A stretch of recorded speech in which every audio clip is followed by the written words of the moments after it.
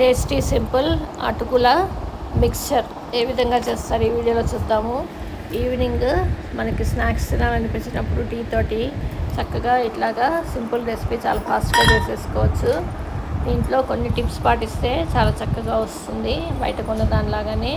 ముందుగా ఏం చేయాలంటే ఒక స్పూనుడు సోంపు, ఒక స్పూనుడు జీలకర్ర, ఒక స్పూనుడు ధనియాలు, ఈ మూడు దోరగా వేయించుకుని పొడి చేసుకుని పక్కన పెట్టుకోవాలి.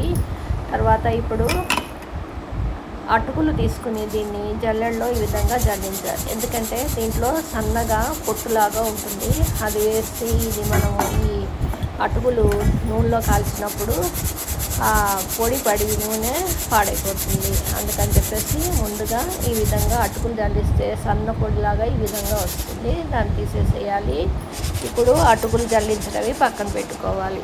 తర్వాత ఇప్పుడు బాండీ పెట్టుకుని అందులో నూనె పోసుకుని నూనె బాగా కాగిన తర్వాత ఇటువంటి గరిటె తీసుకుని ఇందులో పల్లీలు ఒక గుప్పెడు తీసుకుని ఆ విధంగా కదుపుతూ దాంట్లో నూనెలో వేయిస్తే చక్కగా ఎర్రగా వేగుతాయి.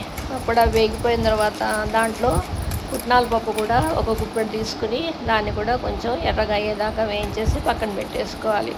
అలాగే జీడిపప్పు ఇష్టపడే వాళ్ళు జీడిపప్పు పలుకులు కూడా ఈ విధంగా వేయించేసి వాటిని తుంపి పక్కన పెట్టుకోవాలి.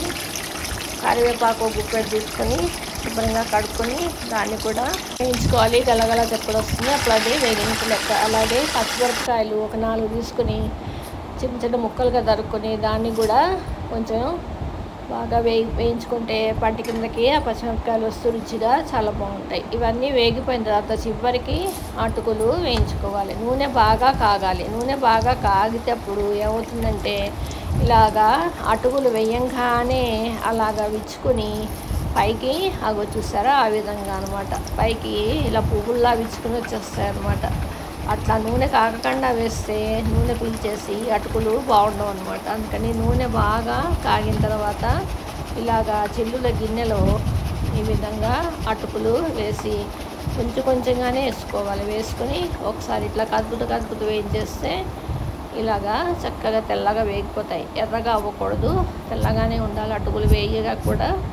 ఆ తర్వాత ఇట్లాగా అంటే మనకి నూనె అందులో ఉండదు, ఓడిపోతుంది అనమాట. ఇప్పుడు మనం వేయించి పెట్టుకున్న మిగతా పప్పులన్నిటితో పాటుగా ఈ అటుకులు కూడా అందులో వేసేసుకోవాలి. వేసేసుకున్న తర్వాత మనము సోంపు, ధనియాలు, జీలకర్ర గ్రైండ్ చేసి పెట్టుకున్నాం కదా, అది గ్రైండ్ చేసేటప్పుడే దాంట్లో తగినంత ఉప్పు, కారం కూడా వేసేసి చిటికెడు పసుపు కలర్ కోసం వేసేసి గ్రైండ్ చేసాం అనుకోండి, ఆ పొడితో పాటుగా ఉప్పు కారం కూడా చక్కగా పడుతుంది అనమాట మిక్సర్కి. అందుకని దాన్ని కూడా గ్రైండ్ చేసేటప్పుడు ఉప్పు కారాలు అందులో వేసేసేయండి. ఇప్పుడు ఆ పొడిని ఈ మిక్సర్ మొత్తం అన్నీ వేసేసిన తర్వాత ఆ పొడి కూడా వేసేసుకుని మనము ఇట్లాగా టాస్ చేయాలి. పైకి కిందకి ఇట్లాగా బేసిన్ని టాస్ చేయాలి. చేతితో చేస్తే ఏమవుతుందంటే ఈ మిక్సర్ ఇట్లాగా చిట్లిపోయినట్టు అవుతుంది. అలాగే కరివేపాకు కూడా చిట్లిపోతుంది. అందుకని ఇలా టాస్ చేస్తే చక్కగా అన్నీ కలిసిపోతాయి. ఈ విధంగా చాలా సింపుల్గా అటుకుల మిక్సర్ ఇంట్లోనే చక్కగా చేసేసుకోవచ్చు. ఈ విధంగా టీతో తినేసేస్తుంటే బాగుంటుంది. అలా కాకుండా స్నాక్ లాగా తినాలనుకున్నప్పుడు దీంట్లో అలాగే తినచ్చు. లేదంటే సన్నగా ఉల్లిపాయలను కొత్తిమీర తరుక్కుని అది కొంచెం బౌల్లో తీసుకుని ఇవి కలుపుకుని తింటే కూడా చాలా బాగుంటుంది. ఆ మిక్సర్ కూడా ఇలా మిక్సర్ చేసి పెట్టుకుంటే వారం రోజుల పాటు చక్కగా నిల్వ ఉంటుంది. Thanks for watching.